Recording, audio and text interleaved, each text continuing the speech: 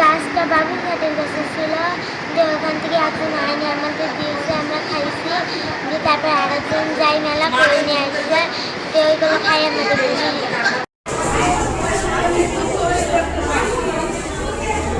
আর এই বাচ্চা সন্ধ্যাবেলায় বলছে মা আমার বুলি চাপছে, আমি বলছি বুলি করছো করো গা। তো বলছে কি যে হলো পরে আমার পেটে যন্ত্রণা করছে। আমি বলছি পেটে যখন যন্ত্রণা করছে কিছু খাইছো নাকি? তো বলছে না খাইনি। আমি বলছি এখনও ভাবো, তাই বলে আমার একটা ছোটো মেয়ে বলছে কাঠবাদাম খেয়েছি। আমি বলছি বাবু কাঠবাদাম কর নালি? তো বলছে ওই রাস্তায় ছিল সেটা খাইয়েছি। আমি বলছি ফলের নাম কি? বলছে আমি বলতে পারি। পরে আমি যাই ডাক্তারের কাছে গ্যাসের আর ওই বমি করি নিয়ে এসেছি, এসে খাওয়ানোর পরে মেয়ে আমার নার্ভাস হয়ে গেছে। আমি আবার আটা পাতর গোসল করাতে গেলাম, গোসল করানোর পরে মেয়ে আমার একদম আউলি যাইছে। তখন আমি আমাদের ওই খালাকে যাই, বলছি যে খালা সেলফিলে তো এরকম করছে, তো কী করবো? তো বলছে ডাক্তারের কাছে চলো নিয়ে যাই। তাই বলে দেখেন আমরা নিয়ে আসি, এরকম করে স্যালাইন ট্যালাইন দিয়ে সুস্থ হয়েছে।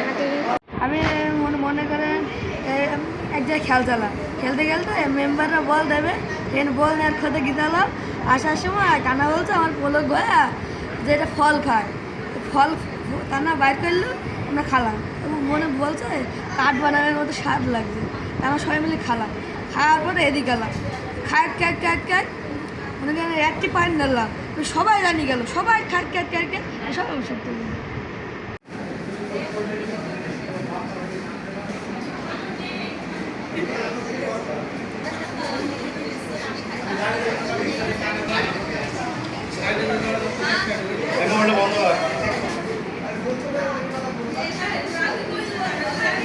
খুবই সহজ।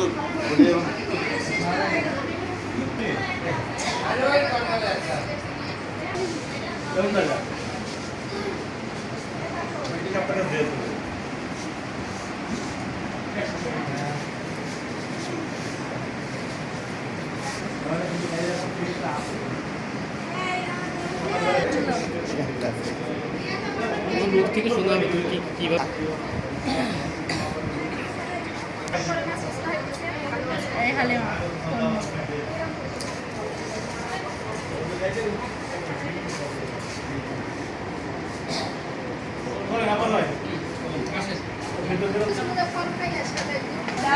হার্দিক হ্যাঁ রবিদের কাম দাও।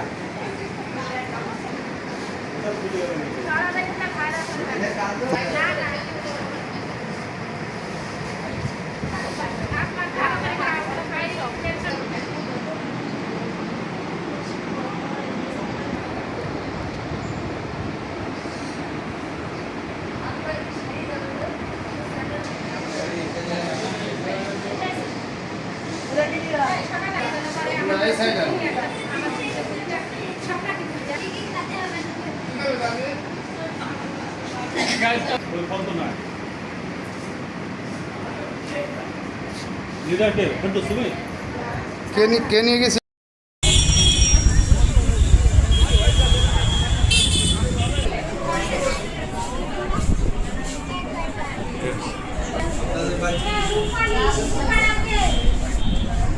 যে ব্যাপারটি জানতে এসেছেন, বাচ্চাগুলো যে এলাগাছের ফল, ইংরেজি